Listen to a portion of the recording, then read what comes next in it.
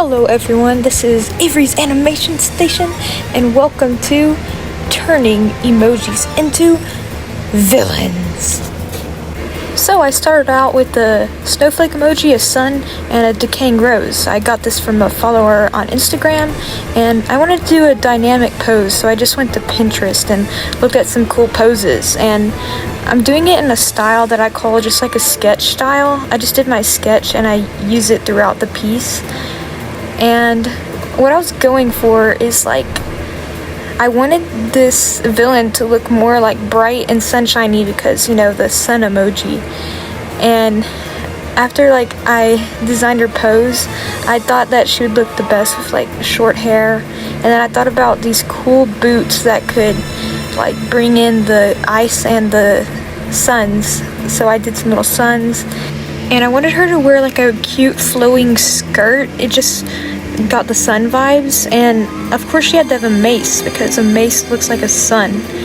So I started out sketching everything first, and then I did some little details, and I feel like the details always add everything together.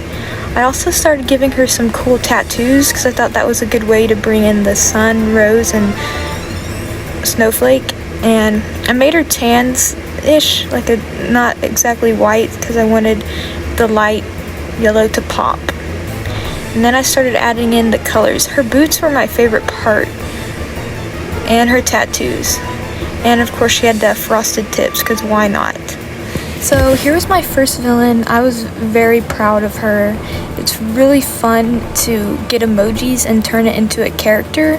And I was just proud of myself of how I was able to get all the elements of the emojis put together. My second follower gave me the rainbow flag, a jack-o'-lantern, and a robotic arm. And the first thing that popped in my head was like a knight. So I was like, I would imply the robotic features to make it look similar to a knight. And same thing for like the jack-o'-lantern. I was thinking like I could make jack-o'-lantern armor. So I wish I would have found a better pose. I feel like it wasn't dynamic enough, but that's just something that I learned to fix for future drawings. But yeah, I started with the mask, and I was like, it has to have like a jack-o'-lantern vibe, so I wanted it to be a pumpkin-y. So I went through and was adding like either pumpkin armor or robotic features, and just so many ideas were flowing, and pumpkin boots. And then I picked like a gray color. I mostly get all the colors from the emojis. And then I went to back to the mask, and it was added the pumpkin jack-o'-lantern face to it and wanted to make it creepy.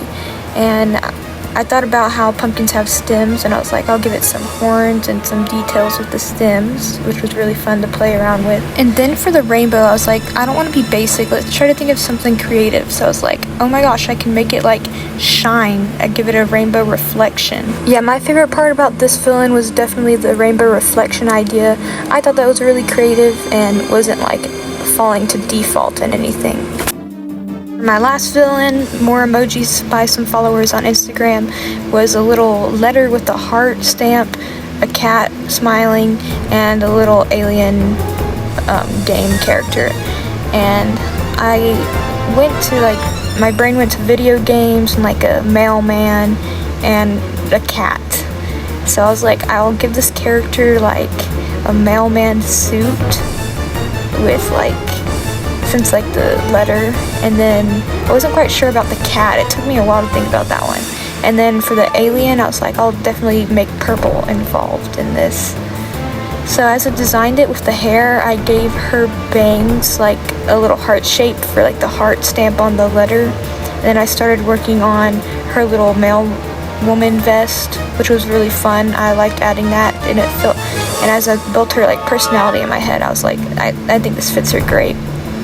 So I started adding little details that would add up in the end, like with her shoes, and then I gave her a little satchel it'll eventually have male in it. And I gave her pins in her hair, and then I started to draw a cat on her hip, but I was like, I want to make it more creative than just put a cat with her. I also gave her some guns on her hip because she's supposed to be a villain. And then this is when I got the idea to give her little cat scratches all over her and long fingernails, because it's a more creative way to put the cat emoji into the final character. Then I gave her a lot of purple and male, and I really enjoyed. And I really liked how I implied the emojis into this character.